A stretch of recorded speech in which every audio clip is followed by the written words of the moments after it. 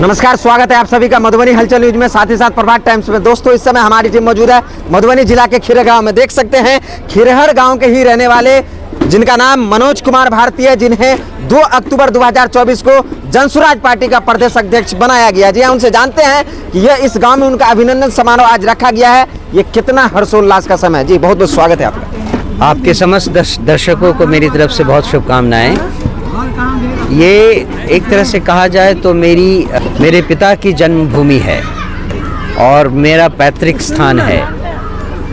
यहाँ पर मैं पहले भी आ चुका हूँ, लेकिन इस बार यहाँ पर आना एक विशेष महत्व रखता है, क्योंकि अब मैं एक सामान्य नागरिक से एक जिम्मेदार राजनेता में बदल चुका हूँ।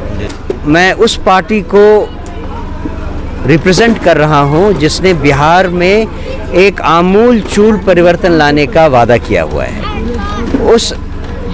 उस नाते मेरी जिम्मेदारी पूरे बिहार के लिए जो है वो तो है ही, लेकिन अपने गांव के लिए आप समझ सकते हैं कुछ ज़्यादा ही है। तो यहाँ पहली बार आना मेरे लिए बहुत बड़ा सौभाग्य है और मैं अपने समस्त गांव वासियों को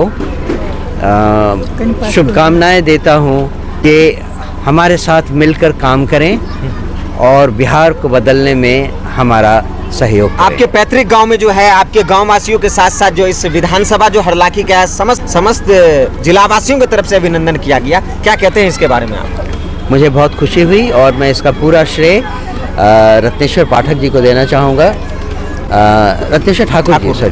रत्नेश्वर ठाकुर जी को देना चाहूँगा, जिन्होंने जब सुना कि मैं गांव आ रहा हूँ तो इंसिस्ट किया कि इस मौके पे एक अभिनंदन समारोह होना चाहिए। और ये बहुत अच्छा समारोह था जिसमें लोगों को मुझे जानने का मौका मिला। मैं उनका धन्यवाद करता हूँ। जी, खिरहर गांव से आप हैं और खिरहर गांव वासियों से जनसुराजियों को और बिहार वासियों को काफ़ी अपेक्षाएं बढ़ गई हैं। चूँकि आप इस पार्टी के कप्तान हो गए हैं बिहार के, तो इस गांव से काफ़ी अपेक्षाएं हैं कि यहाँ के लोग प्रशांत जी के सिद्धांतों से कितना समझौता करेंगे और कितना सहमत होंगे। इस विषय में क्या? मैं बिहार की जनता से वादा करता हूँ कि हमारी पार्टी समझौते के लिए नहीं पैदा हुई है। हमारी पार्टी जिस सिद्धांत को लेकर आई है उसमें किसी कॉम्प्रोमाइज़ की कोई जगह नहीं है। और ये आप विश्वस्त हो लें, आप सब लोग, कि जब हमारी सरकार बनेगी तो केवल हमारी सरकार बनेगी। हम किसी से न तो कोई समझौता करने वाले हैं और न ही कोई संगठन बनाने वाले हैं। आप आलाधिकारी पद पर रहे हैं। ऐसे ही जो लोग आते हैं तो बड़े बड़े दावे करते हैं। प्रशांत जी को भी उसी श्रेणी में लोग देखते हैं। क्या बहुत सारे अंतर हैं जिनको पॉइंट आउट किया जा सकता है, जिसके बारे में बहुत कुछ मैंने अपने इस एड्रेस में भी बताया। लेकिन छोटी सी बात अगर देख लें तो कौन सी पार्टी है जो अपने उम्मीदवारों को ये कहती है कि आप अगर अच्छे सोच के हैं, आप बिहार में बदलाव चाहते हैं, तो आप पैसों की चिंता मत कीजिए, हम आपको चुनाव लड़वाएंगे। कौन सी पार्टी है जो ऐसा कहती है? आप जो है भारत सरकार के आला अधिकारी पद पर है, भारत के राजदूत बनकर भी विदेशों में काम किया है, IITN भी रहे, IFS रहे। उस फील्ड को छोड़कर, यानी उसको फिर राजनीति को आपने क्यों चुना? मैंने राजनीति को नहीं चुना। राजनीति से तो मैं बहुत दूर रहता था। मुझे कहना चाहिए प्रशांत किशोर जी ने मुझे चुना, और कोई बात कहने वाली नहीं है।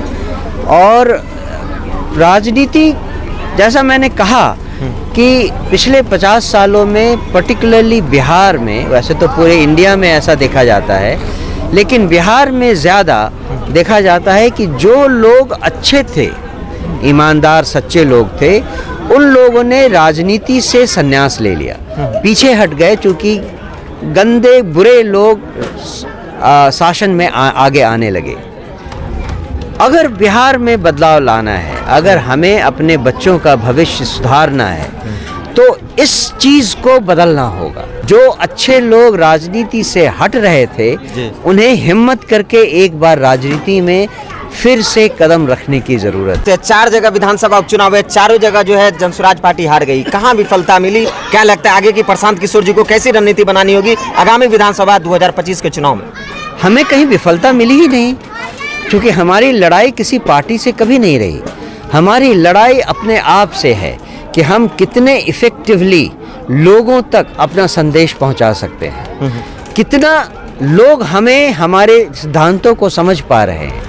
क्योंकि जिस दिन वो हमारी बातों को समझ गए उस दिन उनके पास जनसुराज के अलावा कोई विकल्प बचेगा ही नहीं। तो हम इस चुनाव में केवल यही कहते हैं कि ये हमारे लिए बहुत बड़ी जीत है, क्योंकि 40 दिन के भीतर, पार्टी बनने के 40 दिन के भीतर बिहार में 70,000 लोगों को हमने अपनी बात समझा दी।